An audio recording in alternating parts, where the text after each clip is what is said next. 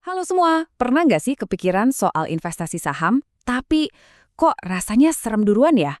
Tenang, tenang. Di sini kita bakal coba bedah satu pendekatan yang super simple buat mulai perjalanan investasi kamu. Kita ubah sesuatu yang kelihatannya rumit jadi langkah-langkah yang masuk akal banget. Coba deh, kita jujur-jujuran. Buat banyak orang, dengar kata saham aja tuh udah bikin ngeri ya kan? Kalau kamu ngerasa gitu, kamu nggak sendirian kok. Mungkin di kepala kamu tuh langsung muncul gambaran yang ribet ya. Penuh istilah aneh yang cuma dimengerti sama orang ekonomi atau mereka yang duitnya banyak banget. Wajar banget kalau mikir gitu, itu kekhawatiran yang umum banget. Iya kan? Ada istilah-istilah teknis yang bikin pusing. Lihat grafik yang naik turunnya kayak roller coaster, belum lagi dengar cerita orang rugi di mana-mana. Wah, semua itu bisa bikin siapa aja jadi ragu buat mulai. Justru ketakutan inilah yang sering jadi tembok penghalang paling besar. Tapi, gimana kalau ternyata ada cara lain buat ngelihat ini semua? Sebuah pendekatan yang jauh lebih tenang, lebih teratur, dan ya lebih masuk akal buat kita yang baru mulai.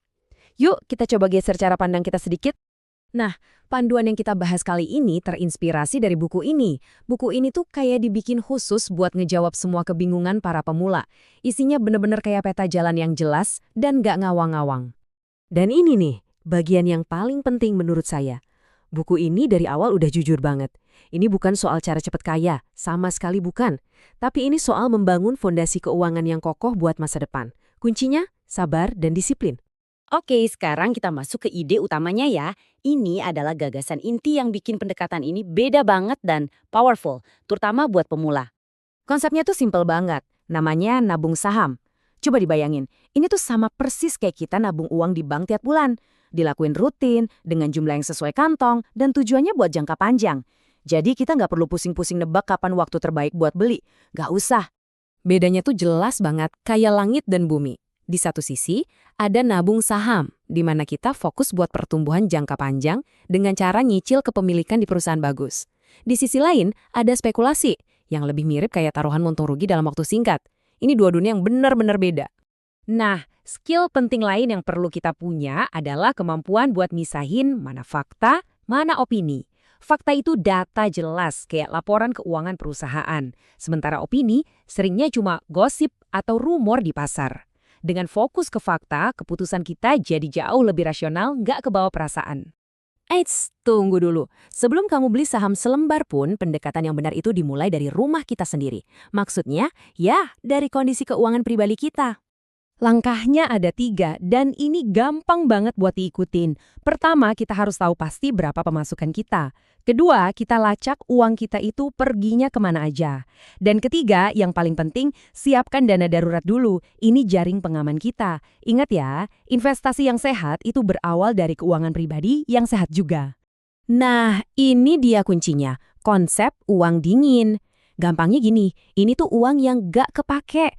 Uang yang kalaupun nilainya lagi turun sementara, hidup kita nggak keganggu. Kita masih bisa bayar tagihan, masih bisa makan. Pakai uang dingin ini benar-benar bisa ngurangin stres pas investasi. Oke, setelah pondasinya kuat, sekarang kita lihat gambaran besarnya. Gimana sih cara sabar ini bisa ngebawa kita ke tujuan akhir yang diimpi-impikan banyak orang, kebebasan finansial? Ini bukan sekedar mimpi di siang bolong loh. Kebebasan finansial itu ada definisinya yang jelas banget, yaitu saat dimana aset-aset atau tabungan saham kita tadi udah bisa menghasilkan uang yang cukup buat bayar semua kebutuhan hidup kita.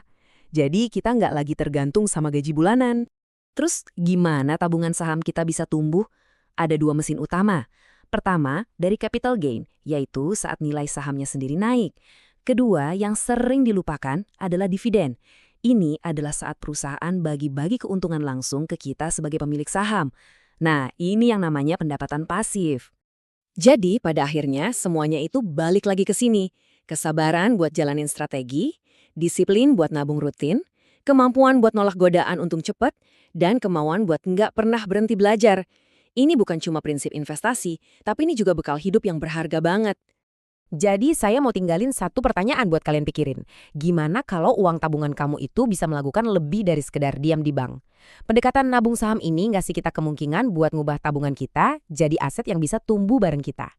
Ini soal ngubah pola pikir, dari sekedar nyimpen uang jadi membangun masa depan, pelan-pelan, satu langkah setiap waktu.